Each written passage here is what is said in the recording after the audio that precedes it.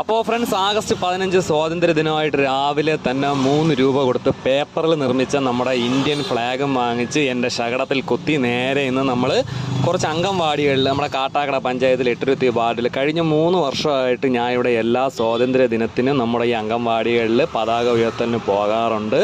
എൻ്റെ വീട്ടിനടുത്തായതുകൊണ്ട്, എൻ്റെ സ്വന്തം വാർഡായതുകൊണ്ട് തന്നെ അവിടെയുള്ള മിക്ക പരിപാടികളിലും പങ്കെടുക്കാറുണ്ട്. അപ്പോൾ ആദ്യം നമ്മൾ എത്തിയത് ഊന്നാമ്പാറ അങ്കമാടിയിലെത്തി. അപ്പോൾ അവിടെ നിന്ന് പതാക ഉയർത്തലൊക്കെ കഴിഞ്ഞു. നല്ല അടിപൊളി ജിലേബി എല്ലാവർക്കും കൊടുക്കുകയാണ്. അതിൽ നിന്നൊരു ജിലേബിയും കഴിച്ചുകൊണ്ട് നേരെ നമ്മൾ അടുത്ത സ്ഥലത്തോട്ട് എള്ളുവിള, നമ്മളെ 8 വാർഡുള്ള കാട്ടാക്കട ഗ്രാമപഞ്ചായത്ത് 8 വാർഡിലെ എള്ളുവിളയുള്ള അങ്കമാടിയിൽ എത്തിയിട്ടുണ്ട്. അപ്പോൾ അവിടെയും എല്ലാവരും തയ്യാറായി നിൽപ്പുണ്ട്. അപ്പോൾ അവിടെയും പതാക ഉയർത്തലൊക്കെ വളരെ ഗംഭീരമായിട്ട് തന്നെ കഴിഞ്ഞു.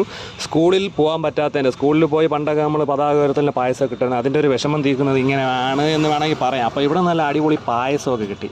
നല്ല ചൂട് പായസം രാവിലെ കുടിച്ചുകൊണ്ട് വീണ്ടും നമ്മുടെ ഓട്ടോ എടുത്ത് നമ്മുടെ ഓട്ടോ